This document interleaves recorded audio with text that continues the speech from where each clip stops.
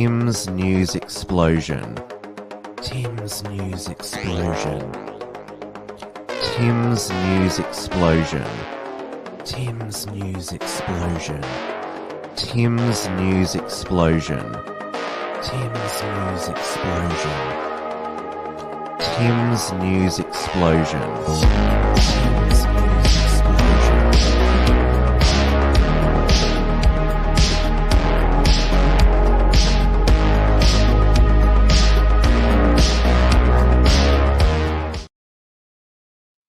Hello, everyone, and welcome to this week's Tim's News Explosion, where I untwist the established news narrative of the week in the short 30 minutes news blast. We are live, as always, on the Wilmsfront YouTube and DLive channels, as well as on the interactive entropy software, which I've put the link into in the live chats. It is Monday, the 6th of September, 2021. It is 8 p.m. here in Melbourne, Victoria. Starting a little earlier tonight, but I see our regulars are already in the chat. And Kreshko, who is always the first commenter, has basically stated what the narrative that I'm untwisting throughout the show tonight. Narrative so far this week: women victims, men violent. Well, that's because Scott Morrison has his Women's Safety Summit this week, which the feminists lobby have bullied him into. Pandemic of the unvaccinated. Yes, that is what at least the New South Wales Premier Gladys Berejiklian and now Dan Andrews have. That's their new narrative as well. Only the vaccinated get freedoms.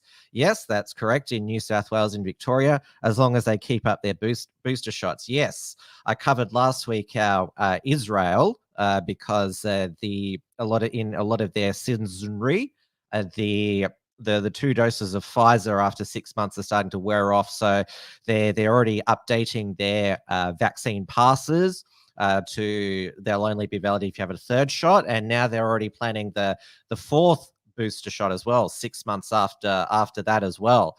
So it's going to be perpetual booster every 6 months to keep COVID-19 and its ever-evolving variants away, which so far the game-changing variant is the Delta variant, which originated in India earlier this year. It overwhelmed New South Wales contact tracing system, and now it is pretty much overwhelming Victoria's contact tracing capabilities. We had last Wednesday, Dan Andrews finally abandoned his dream and his followers' dream of zero COVID, which basically means eliminating the virus through crushing lockdowns. And nobody has locked down harder than Dan, 6 times. And each time the virus has come back in like a boomerang. And he was adamant for so long that we've got to keep getting these cases down. What is it? He is COVID commander, contact tracing chief Jerome Weimer always talked about running it to the ground. Well, Dan finally, he gave up a continuing COVID zero last Wednesday, and so now the goal is he's basically emulating Gladys Berejiklian's goal is to try and keep cases as low as possible, while enough of the residents of these states and the rest of Australia, eligible residents, get to those Doherty Institute vaccination targets of 70 to 80% of the eligible population double vaccinated. But as Dan and Gladys are putting forward, that they're reopening with vaccine targets will only be happening for the unvaccinated, which Dan has referred to. There'll be a lockout rather than a lockdown, a lockout of unvaccinated citizens. And in his daily press briefings today, he has talked about how the QR check-in system will be updated to show a person's vaccination status. We're ready to go later on this month, where you'll check in and there's a compatibility. It's essentially the same process that you QR in, and that also tells the vendor, the publican, the restaurateur, whoever it might be, the owner of the business, tells them whether you are vaccinated or not. They don't store that information, but you either get a tick or a cross, and on that basis, you're either allowed in or you're not. Dawn Browning says, if the gibbery jabs don't work against Delta, why are they being pushed? Well, they work against symptomatic infection, which means making you get cold or flu-like symptoms and protect against hospitalization and death, but they don't protect against you being infected and infecting others. If you get it, this is what the science says, severely reduce the likelihood that you'll get seriously ill, let alone get ill at all, which makes the idea of vaccine passports redundant, because the original justification for them is that an unvaccinated person could make a vaccinated person sick, which is actually not the case. Now the argument is that unvaccinated people need to be locked out because those 20 to 15% of the population who are unvaccinated, if they get COVID, then they'll overwhelm the health system, just that 15 to 20%. So they've got to be locked out of society, so there's no chance of them getting the virus in society. That's basically the justification now. That's why they call it a pandemic of the unvaccinated, and they're keen in the daily statistics to show that nearly all the people in Victoria and New South Wales in hospital ICU are either unvaccinated or just had a single dose. But the national plan, based on the Doherty Institute modelling, although Victoria and New South Wales are sticking to it, the COVID zero states of Queensland, Western Australia and Tasmania have so far said they're not going to reopen to the Victoria, New South Wales and the ACT, I should say, the states that have COVID circulating in it until, 90% of the eligible population are fully vaccinated there. Queensland and Western Australia, their population and re-elected premiers, based on that COVID zero policy, they want to keep it that way. Western Australia is going to be hosting the AFL Grand Final. Now, because the semi-final in Perth on, Friday evening between GWS and Geelong, obviously Sydney and Melbourne teams, they made sure the people at Perth Stadium there, they were instructed to wipe down the goalpost just in case. So remember the South Australian Chief Health Officer, Nicholas Beria, saying if the ball's kicked into the crowd, do not touch that ball, because it might be touched by players of teams on Melbourne. So to make sure that, there's no COVID threat from Melbourne or Sydney teams to assist that, making sure to sanitize the goalposts. Now, yesterday was Father's Day, and sadly, in many parts of Australia, a lot of people in Victoria and New South Wales couldn't spend Father's Day with their dad. They were banned from seeing their dad for Father's Day if they didn't live with them.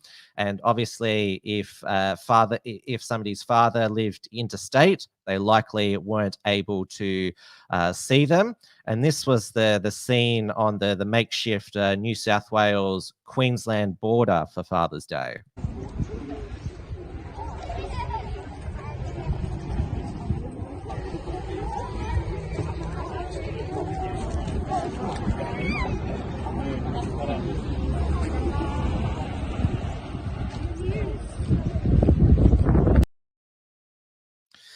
Now, I think it was, what is it, Craig Kelly on his Telegram compared the New South Wales-Queensland border, because basically Coolangatta and Tween Heads, basically the same town, compared it to the Berlin Wall with families separated. It's not quite the full Berlin Wall yet, and you're not shot for crossing that border, though you are issued fines of thousands of dollars for crossing that border without the correct paperwork, and a few people have been arrested for that as well. And now, as I talked about, the leaders in Queensland and Western Australia, Queensland Premier Annastacia Palaszczuk and WA Premier Mark McGowan, they were re-elected with increased majorities at the recent state election based on their COVID zero policies.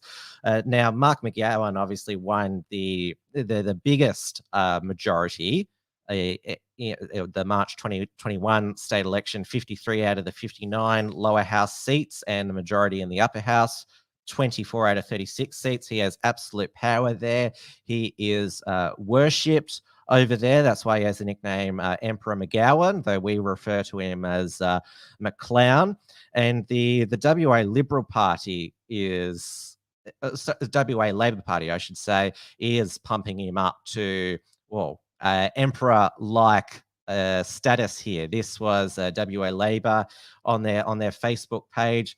They put out, "It's Father's Day tomorrow. Sign the card and say Happy Father's Day to our Premier and State Dad." And I think it was Carolyn DeRusso, who's a WA resident and McGowan dissident, said it was either her or Gemma Todd-Needy, one of the dissenting McGowanists in WA, said, how long is it until it'll be compulsory to have a portrait of Mark McGowan in your home, or basically anywhere in West Australia?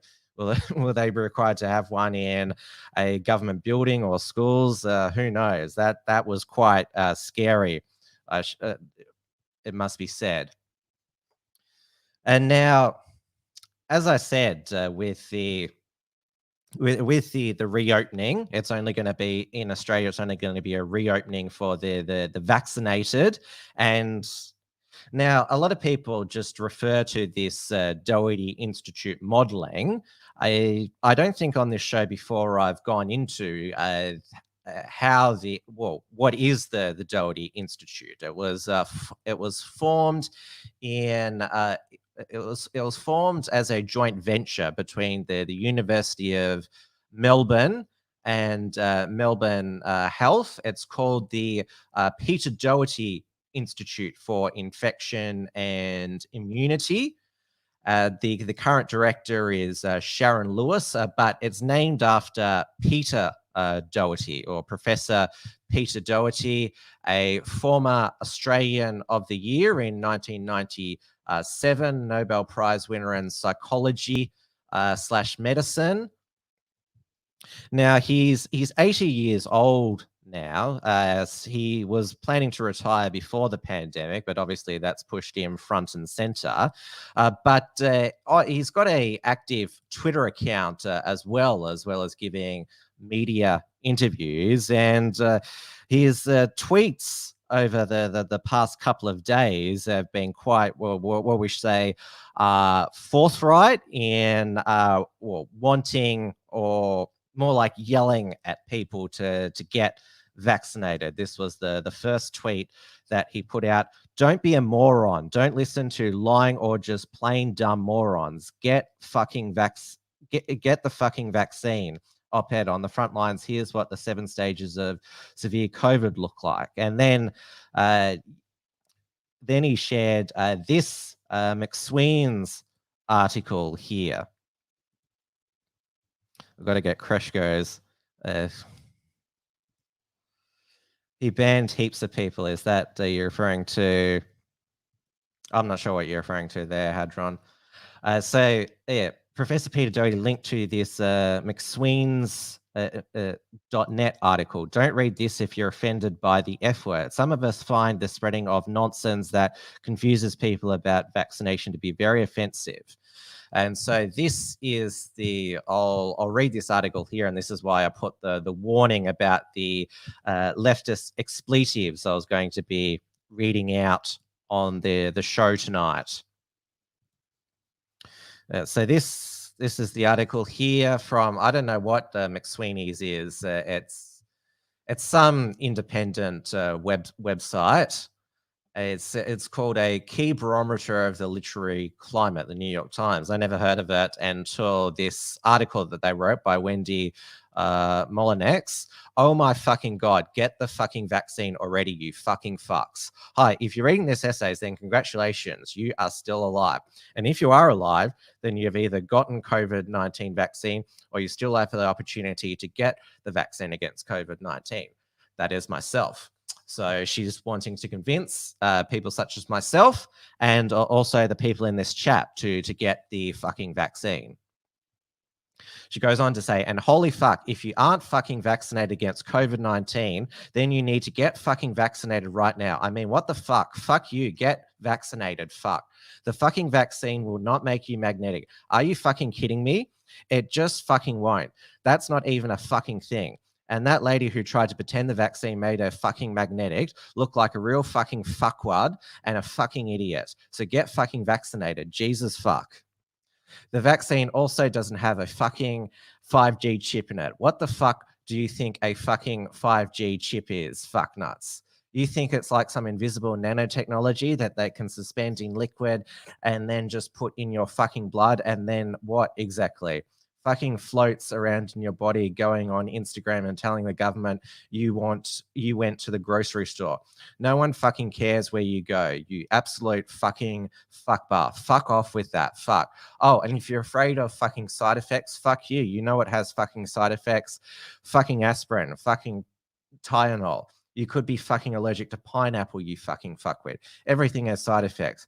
You're being a big fucking baby with a huge diaper full of fucking diarrhea, complaining about maybe feeling slightly died for a day or two, while your asymptomatic COVID case you get and pass on to some innocent fucking kid could wind up killing them or someone else. Fuck you, you fucking selfish fucking shit banana, you unredeemable ass caterpillar, you fucking fucknob with 2 fucks for eyes and literal poop where your heart should be. You want a 2-month-old to wind up on a fucking ventilator instead of you, a fucking adult, getting a fucking sore arm for a day. What are you, a pitcher for the Yankees? A fucking penis, a arm model. Get the fuck out of here. Fuck you, get vaccinated. Fuck you. You think that vaccines don't fucking work. Oh, fuck off into the trash. You ascension-seeking fuckworm-faced shitbutt. There isn't even a point worth discussing you fuckarama, fuck stivel of ignorance. Vaccines got rid of smallpox and polios and all the other disgusting diseases that used to kill off little fucks like you en masse.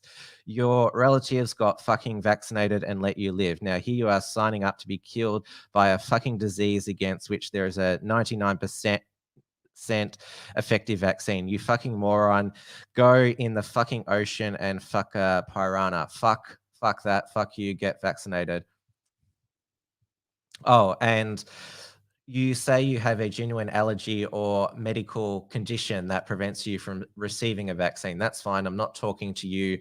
I fucking love you. Fuck. Look, if you've been forwarded this essay from a friend or loved one, then there are 2 possibilities. Either you're a normal, regular, sensible fucking person like me who got fucking vaccinated at the first possible moment, and this essay channels all your fucking rage and sadness, and therefore cathartic, or I hope this isn't the fucking case. You aren't fucking vaccinated and someone sent it to you because you're a fucking fuck. You need to get fucking vaccinated. And rather than being fucking offended that someone is trying to get you to take the fucking vaccine, you should understand that someone fucking loves you enough to try one last motherfucking time to get you to take the fucking vaccine before you fuck off to heaven or hell or some in-between place that is like a fucking mall or something where everything is free, including and especially the soft pretzels. So congratulations, there is one remaining person in your life who wants to fucking save you from drowning in your own fucking lungs. You fucking fuck shit, fuck dick. And so for God's sake, get fucking ass out of your chair, go to the fucking pharmacy and get the vaccine.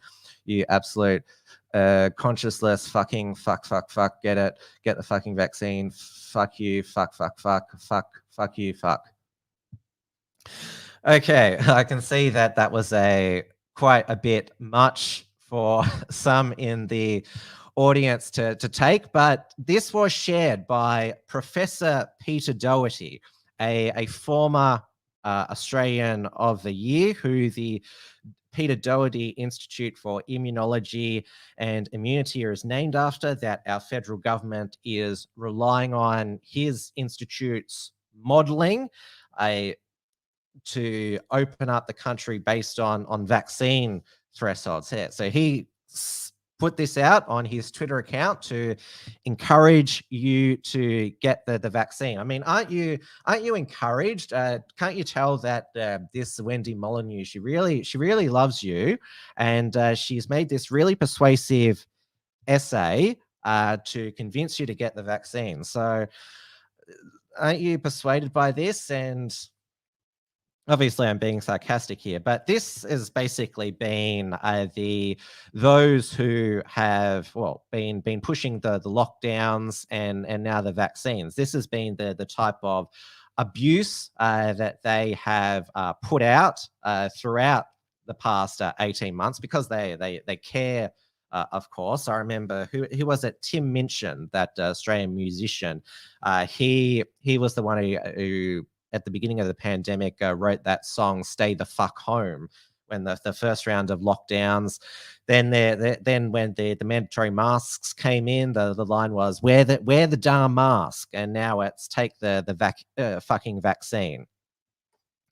And I noticed that all the COVID cultists who were in tears because Dan abandoned COVID zero, which they couldn't get enough of the police state lockdowns. I noticed the PR guy, who's the main shill for Dan Andrews on Twitter. He called the anti-lockdown activists traitors and blamed Dan's abandoning of COVID zero on those undermining the lockdown response as well. So he was quite bitter as well that his dear leader Dan had abandoned COVID zero. All right, now.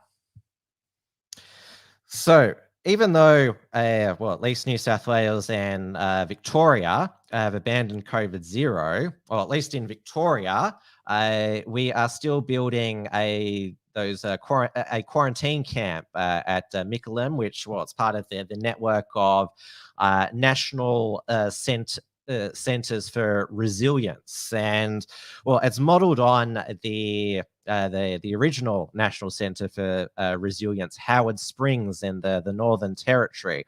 And one happy quarantine camper released a TikTok series about what life is like in one of these, the gold standard quarantine camp. He released it on his TikTok.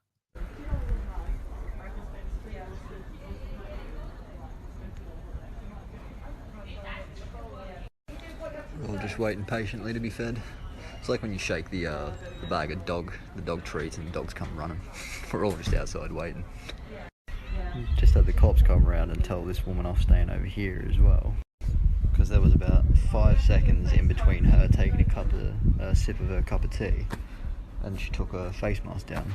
Cops came around literally on the dot and just pulled her up for it, and she said, "Well, I'm drinking my tea," and they said, "Well, not right now, you're not, put your face mask on." It's a bit intense. I am bloody starving.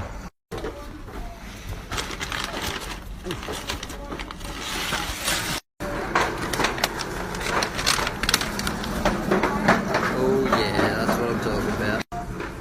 I don't eat fish, so I'm meant to get a barramundi tonight, but get a vegetarian curry instead. Can't argue too much. I eat a lot of vegetarian food as it is anyway. Oh yes, the famed. Then again, I still haven't got Rocky Road and I'm pretty livid about it. Some of the biggest mandarins that I've ever seen as well. 3 mandarins! And now it's these sort of clips that are still going around the world, making us a laughing stock / horror show. So this has been shared about what life is like inside Australia's expanding quarantine camp network. Now, this is going to replace largely hotel quarantine in the inner city, which, well, obviously those 14 days of almost complete isolation from everybody can drive people a bit nuts. And there was one teenager who went the ultimate meltdown inside a Melbourne hotel quarantine facility. A stalled teenager who went on a violent rampage while in hotel quarantine has been sent to jail. Jesse Thomas vandalised his room, arguing with police and staff when he was just hours from finishing his 14-day stay. Maggie Rayworth reports. A hotel quarantine guest spirals out of control. Punching holes in walls and breaking the television, dining table, blinds and kettle, 19-year-old Jesse Thomas was in the last stretch of his mandatory stay. This was his reaction after finding out his stay was ending at midnight last night, not midday as he had thought. It's not going to change the fact that I'll stay there. I don't even have a crossword. Thomas was taken to Richmond's Element Hotel after illegally travelling from New South Wales to his hometown, Stawell. 9 News understands it's the second time he bypassed authorities to Victoria. Calm down or you're going to get gas. Doing that. Police refusing to comment on that threat. The video was recorded by Daniel Hayes, a reality TV personality. There's a guy going off his head upstairs, he's punching walls. Yep, can I ask why is he doing that? A court heard Thomas caused around $10,000 damage. COVID-19 Quarantine Victoria saying police based at the hotel quickly responded and nobody was hurt. When Jesse Thomas fronted court this afternoon, he appeared calm. It was revealed the 19-year-old has anger management issues and struggles with drug addiction. The magistrate saying he has gone on a significant rampage at this hotel and I might have some other accommodation he won't like. Jesse Thomas was sentenced to 3 months jail for the rampage and other offences. Maggie Rayworth, 9 News. You see, so he couldn't cope with the end of hotel quarantine in Melbourne, so they are sending him 3 months to prison, which a lot of that will probably be in even deeper isolation. Monica Schmidt, who is currently on remand after refusing to sign the bail conditions after she was charged with incitement. She is in solitary isolation because she refused a PCR test. Now, when I went to air last Monday, the big Truckee blockade was supposed to be occurring the next day on Tuesday, the 31st of August, in concurrent with Karen Brewer's promoted silent protest outside government buildings. Now, it hasn't happened. It was, the media said it didn't happen, the Mass Truckee blockade, though rumours persist that the truckers' blockade is actually happening, and the mainstream media is covering it up based on these clips that people are filming and sharing. So I'm coming off Clothiers Creek Road, and the police have told me that there's a bad accident, but the funny thing is it's just trucks that's backed up and no cars, and these trucks are backed up for quite a while, all on the side. So it's truck after truck after truck after truck.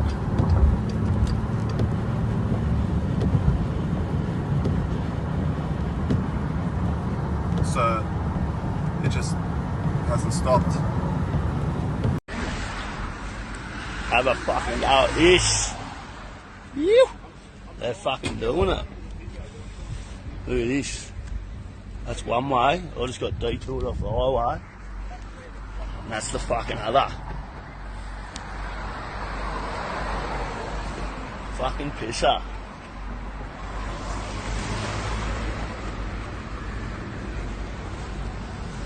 Good shit.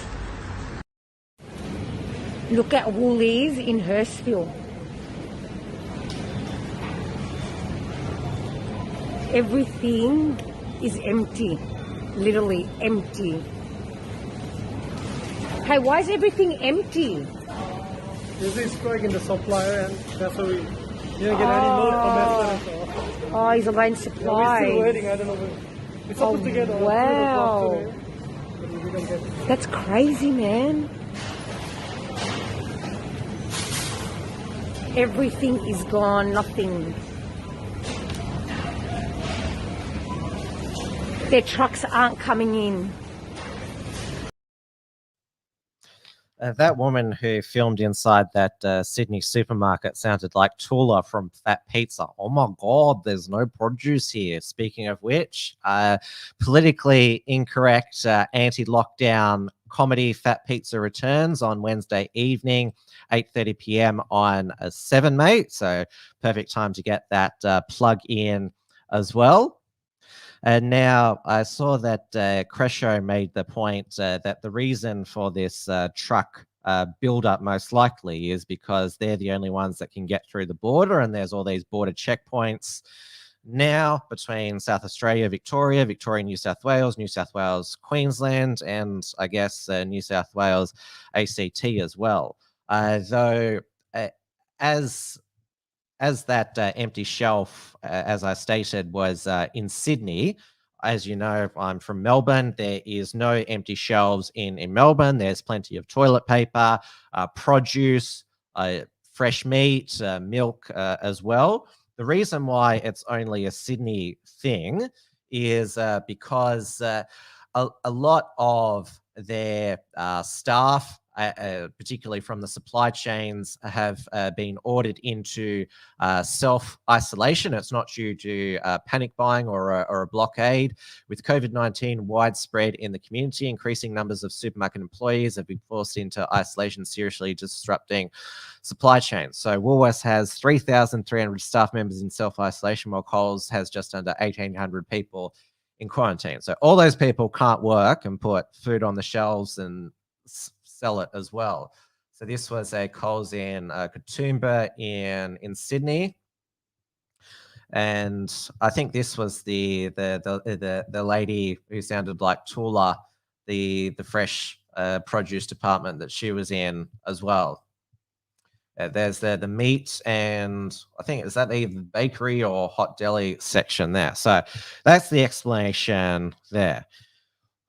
All right, now completely at the end of the show now, I just want to touch up upon a few other news items. We'll follow up on a few, on the news item that covered late on Friday evening when Trad Tasman Talk aired. The New Zealand ISIS-inspired terrorist who stabbed 7 people at a countdown in Auckland and was shot dead by police who were surveilling him.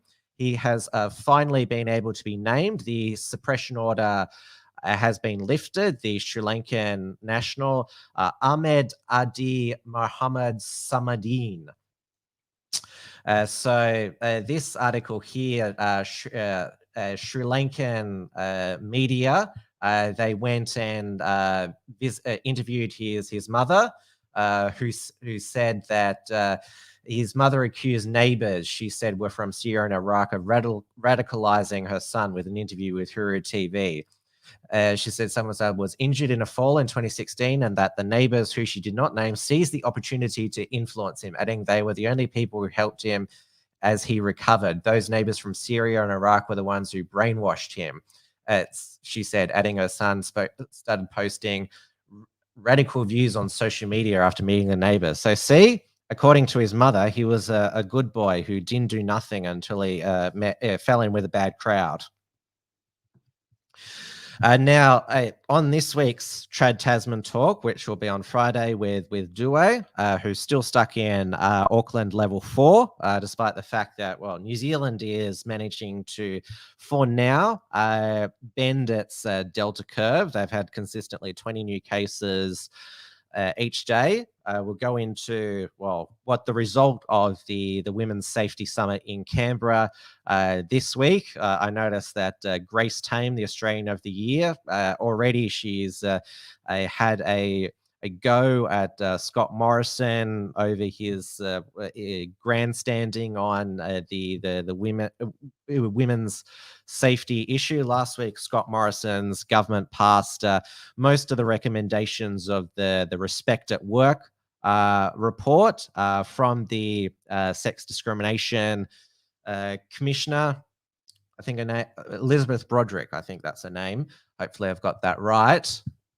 And meanwhile, over in the US, Joe Biden, now obviously he has taken a massive hit in popularity, or I should say approval ratings. He was never that popular because of the disastrous way that he withdrew US troops from Afghanistan, but he still got his eye on the important issues. And this is from Breitbart. The Biden administration, the Federal Trade Commission, has begun an investigation into the too often broken McDonald's ice cream machines, which have angered consumers and franchise owners for years. And we know that Joe Biden loves his ice cream. He's constantly photographed eating ice creams. And it used to happen in Australia a lot at McDonald's, the ice cream machines breaking down. Many years ago when I used to dine in McDonald's, I'd always like an ice cream after my quarter pounder with cheese and fries meal, and I would be enraged inside when they told me that the ice cream machine was broken. But it seems to have been solved in Australia. I've never had a problem ordering an ice cream from McDonald's again, but it's still a big issue in the US. So, but don't worry, Biden's onto the case. All right, that's it for Tim's News Explosion for this week. Most likely we'll be back at the regular time of 8:30 p.m. Melbourne time next Monday evening on the Wilmsfront channel. Next, I'll be on, as it stands, Trad Tasman Talk, 6 p.m. Melbourne time on the Unshackled YouTube channel with Due de Boer, where I'll summarize more of what is going to unfold this week about what I've begun. Well, as I said, the Women's Safety Summit will conclude, so I'll bring a conclusion about that. And well, who knows what's going to happen the rest of the week? Who really knows as well? I shouldn't say that I'm going to summarize what is going to happen, because nobody knows what's going to happen at all. So hopefully everyone has a good week. Stay safe and stay sane. Good night, everybody. Tim's News Explosion. Tim's News Explosion. Tim's News Explosion. Tim's News Explosion. Tim's News Explosion. Tim's News Explosion. Tim's News Explosion.